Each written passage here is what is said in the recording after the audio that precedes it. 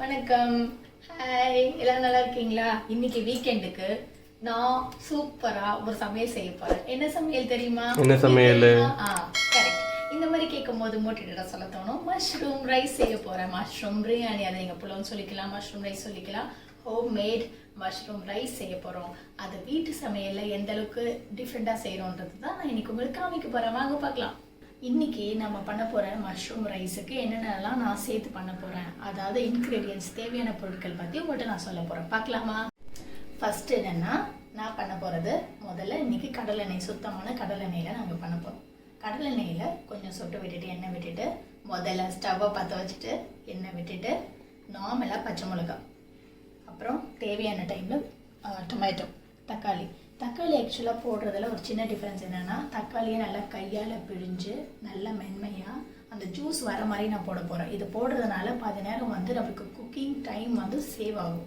So tomato கண்டிப்பாக முக்கியம். நீங்கள் வந்து அங்கங்கே நரைச்சி போடுற மாதிரி இல்லாமல் இதை நான் கையால் பிசைஞ்சு போட போகிறேன், நீங்கள் பார்க்க போகிறீங்க.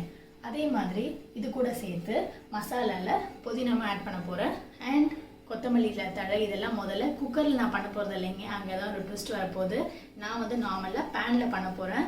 குழம்பு ஆக்குனதுக்கப்புறம் தான் வந்து குக்கரில் போட போகிறேன்.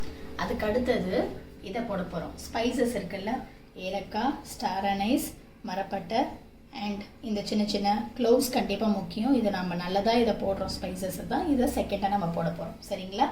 அதுக்கு அடுத்தது பார்த்தீங்கன்னா முக்கியமான விஷயம், மஷ்ரூம் போட போகிறோம். நான் ஆல்ரெடி சாப்ஸ் பண்ணி வச்சுருக்கேன். இந்த மஷ்ரூம் தான் இப்போ நம்ம போட போகிறோம். பார்த்துக்கோங்க, சின்ன சின்னதாக எவ்வளோக்கு எவ்வளோ சாப்ஸ் பண்ணிக்கிறீங்களோ அவ்வளோக்கு அவ்வளோ டேஸ்ட் பண்ணும்போது நம்மளுக்கு ஈஸியாக சாப்பிட்றதுக்கும் நல்லாயிருக்கும். ஏன்னா பெருசாக போட்டோம்னா சில பேருக்கு வந்து அது பிடிக்கிறது கிடையாது. நான் இப்படி தான் ப்ரிப்பேர் பண்ணுறேன். ஸோ நீங்களும் இப்படி ட்ரை பண்ணி பாருங்கள், டேஸ்ட் பண்ணலாம். மெயினாக இதுதாங்க இன்க்ரீடியன்ட், முக்கியமான இன்க்ரீடியன்ட். நான் வெங்காயத்தை வந்து நல்லா பொடி பண்ணி வச்சுருக்கேன். இதில் வந்து இஞ்சி பேஸ்ட் எல்லாத்தையும் நானே ரெடி பண்ணிட்டேன். வெளியில் பேஸ்ட் வாங்குறதோட நம்மளே வந்து பூண்டை உரித்து நல்ல பூண்டாக பார்த்து இஞ்சி பூண்டு பேஸ்ட் நானே ரெடி பண்ணி வச்சுருக்கேன். இதுதான் நம்ம இப்போ கலக்க போகிறோம். இது ரொம்ப ரொம்ப மெயினான விஷயம். இது நல்லா வதங்கலைன்னா டேஸ்ட் வந்து அங்கே இங்கே மாறும், சரிங்களா? பேன் வச்சிட்டோம். இப்போது கடலெண்ணெய் யூஸ் பண்ணுறேன்.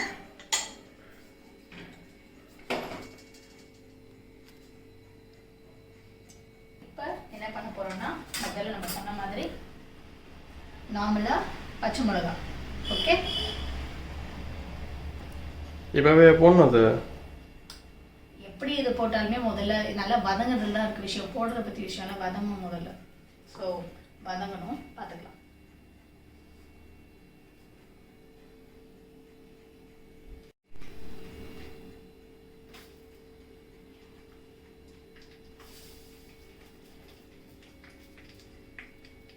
இந்த ரெண்டு மட்டும் தனியாக வச்சுருக்கேன். ஏன்னா வந்து இது எப்படி நான் குழம்பா பண்ணிட்டு தான் அப்புறம் பிரியாணியில் போட போகிறேன். எல்லாத்தையும் இதிலே போட்டுட்டோம்னு வச்சுக்கோங்களேன், அதில் கொஞ்சம் டேஸ்ட் ஏதாவது அங்கங்கே மாறினா கூட லைட்டாக எக்ஸ்ட்ரா கரத்துக்கு தனியாக இப்படி வச்சுருப்பேன் நான்.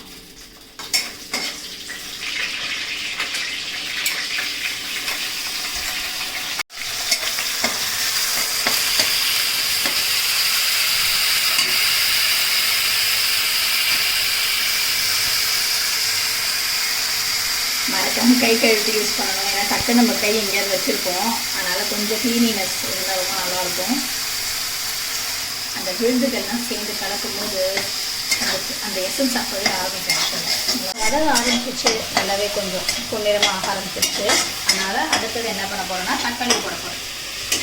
ஏன்னா வதங்காமல் போட்டோம்னா பச்சை வாசனை அடிக்கும், அது செட் ஆகாது. நான் உங்கள்கிட்ட சொன்ன மாதிரி தக்காளியை நல்லா க்ளீன் பண்ணிவிட்டு, இந்த விதை மாதிரி நடுவில் முன்னாடி நிற்கிது இல்லை, இதெல்லாம் வந்து இருக்கக்கூடாது. போடும்போது க்ளீன் பண்ணிடணும், ஓகேவா? உங்களுக்கு காமிக்கிறதுக்காக வச்சுருந்தேன், இல்லை நான் எடுத்துருப்பேன். பிழிஞ்சு போட்டால்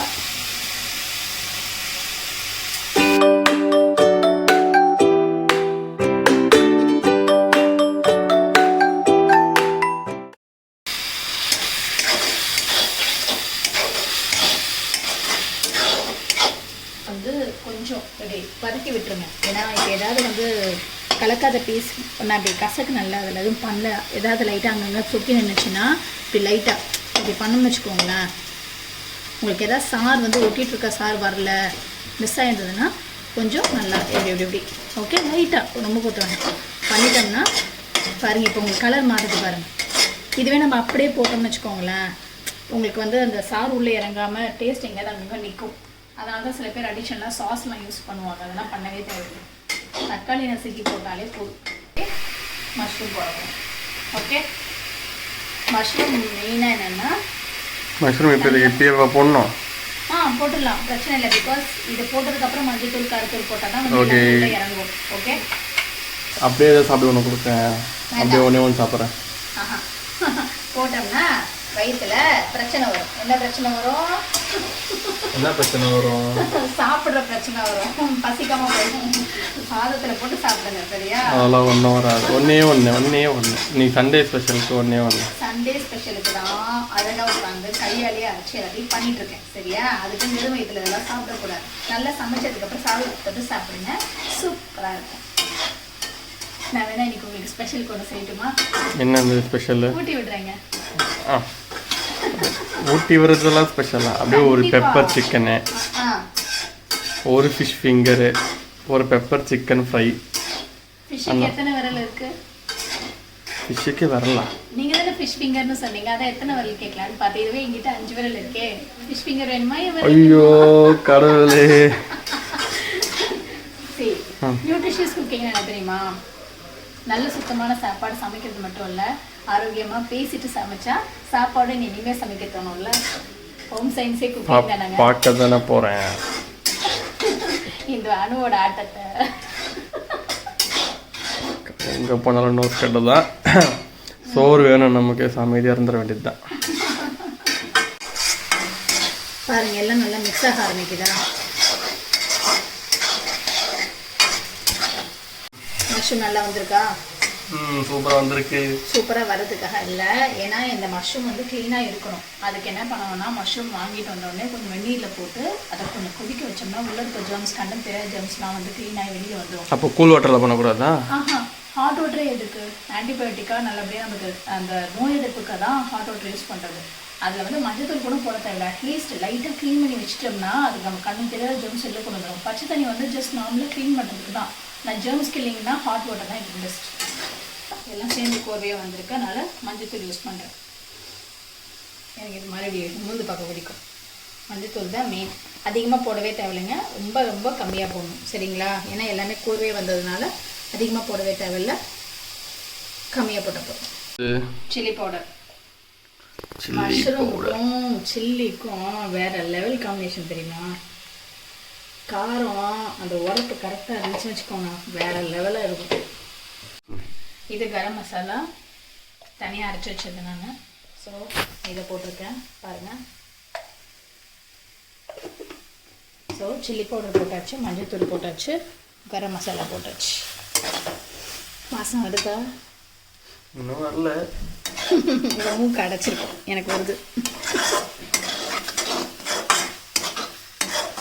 இதை பார்த்தா பிரியாணி மாதிரி தெரியுங்க, ஏதோ கொக்கு இல்லைன்னா வந்து கிரேவி செய்கிற மாதிரியே இருக்கு. கரெக்ட். வானலில் கிரேவி பாதி செஞ்சுட்டா அதிலே 56% வேலை முடிஞ்சிடும். குக்கரில் வைக்காமல் ஸ்ட்ரைட்டாக வைக்கிறதுக்கு காரணம் தீயாது சாதம், ஓகேவா? அதுலேயே எல்லாத்தையும் வச்சிட்டோம்னா தீயறதுக்கு வாய்ப்பு இருக்குது. இதில் பாதி செஞ்சுட்டு வைக்கும் போது இதிலே பாதி வேலை முடிஞ்சிடுமா, ஆயிலும் சேவ் ஆகும். அதில் லைட்டாக நம்ம மினி வேலை மட்டும் பண்ணாலே பிரியாணி ரெடி ஆகிடும்.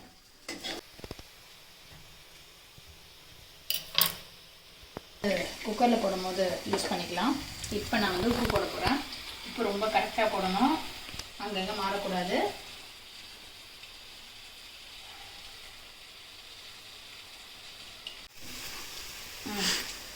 இப்போ என்ன பண்ண போகிறோன்னா கொத்தமல்லி கார்னிஷிங் வேலை போட்டுற போகிறோம். ஸ்ப்ரிங்கிள் பண்ணுறோம். ரைசஸ் வச்சிடணும்ல. ஆக்சுவலாக 2 ஆப்ஷன் இருக்குது, அது உங்களோட அவங்க பண்ணுற ஃபுட்ஸை பொறுத்து இருக்குது. இதில் லைட்டாக ஹீட் பண்ணிவிட்டு நான் குக்கரில் எல்லாத்தையும் ஆட் பண்ண போகிறேன். ஆல்ரெடி வந்து அரிசி ஊற வச்சுருக்கேன்,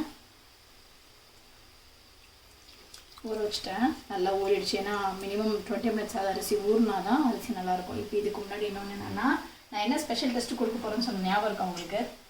என்னது ஸ்பெஷல் டெஸ்ட்டா? ஆமாம், ட்விஸ்ட்டா. இது என்ன ட்விஸ்ட் இருக்கு? நான் இதுக்கு முதல்ல போட்டது கடலெண்ணெய் போட்டேன். ஆமாம். இப்போ நல்லெண்ணெய் போட போகிறேன். என்னது நல்லெண்ணெய்? எதுக்கு தெரியுமா? நல்லெண்ணெய் போட்டால் அரிசி சாஃப்ட் ஆகும், சமையலே சாஃப்ட் ஆகும். மெயினாக அரிசி சாஃப்ட் ஆகும், அது உடம்புக்கும் நல்லது, குளிர் உடம்புக்கு. அதனால தான். ஏன்னா மஷ்ரூம் ஹீட் இல்லை, கரெக்டாக. நல்லெண்ணெய் எடுத்துக்கிறேன்.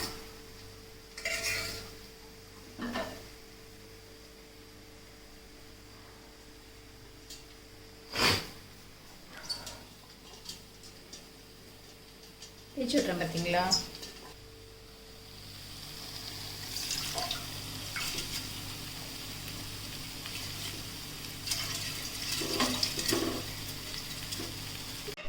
இப்போ நான் வந்து நல்லெண்ணெய்க்கு அப்புறம் என்ன பண்ணிட்டேன்னா ரைஸ் போட்டேன். ரைஸ் ஆல்ரெடி எவ்வளோ தண்ணி வேணுமோ அதை எடுத்து வச்சிட்டேன். மீதி நான் சொன்னால கடைசியாக வந்து மிளகாவை, சின்ன மிளகாவை இதில் போட்டுட்டேன். ஓகே, அப்படியே எடுத்து போட்டாலே போதுமா?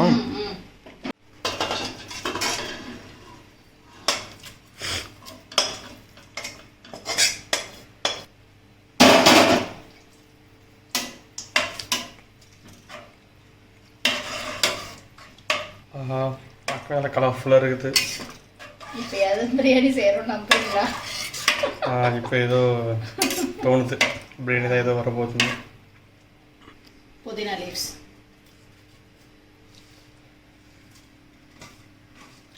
கொட்டை அப்படியே வத்தருக்கு கொட்டணும். கொட்டக்கூடாது.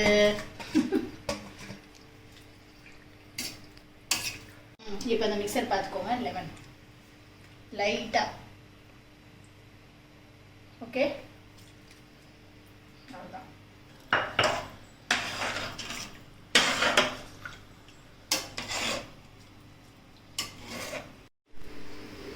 நெய்யா?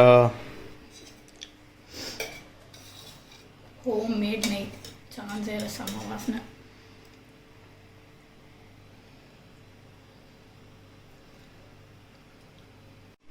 அதான் முடிஞ்சா? நல்லா பார்த்துக்கோங்க. லக்ஷ்மி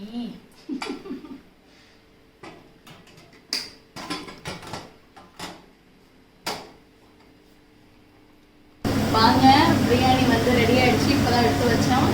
ஸோ பார்க்கலாமா? பார்க்கலாமே.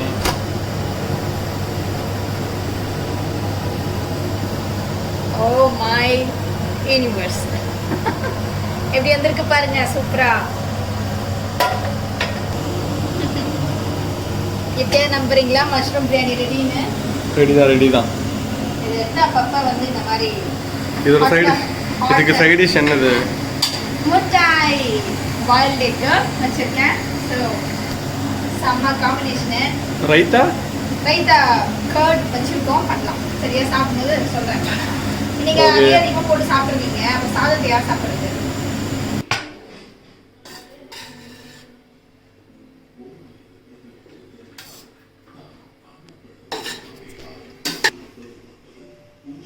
எனக்கு பிளெயின் கர்ட் தான் ரொம்ப பிடிக்கும். ஏன்னா அதில் தான் டேஸ்ட் எனக்கு வேற மாதிரி தெரியும். அதே டேஸ்ட் உங்களுக்கு இருந்துச்சுன்னா கண்டிப்பாக எனக்கு சொல்லுங்கள். நம்ம எல்லாம் சேர்ந்து ரைத்தா கூட பிரியாணியை வேற மாதிரி டேஸ்ட் பண்ணலாம். இது வெங்காயம் இல்லாத ரைத்தா, பியூர் கர்டு தான் அப்படி சொல்கிறேன். ஏன்னா இந்த டேஸ்ட் வந்து வேற லெவலாக இருக்கும். ஏன்னா ஸ்வீட்டும் தெரியாது, ஹை லெவல் காரமும் தெரியாது. அது அப்படியே அப்படியே அள்ளி சாப்பிட தோணும். வாங்க சாப்பிடலாம், வாங்க வாங்க.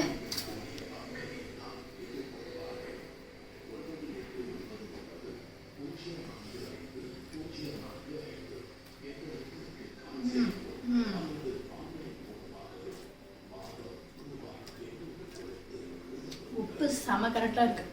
டேஸ்டே அங்கே தான் நிற்கிது. தக்காளியை வந்து நம்ம நல்லா நசுக்கி போட்டதுனால செம டேஸ்ட். நல்லா வந்திருக்கு தெரியுமா? ஓ, இப்போதைக்கு கொக்கு காமிக்கிறேன்.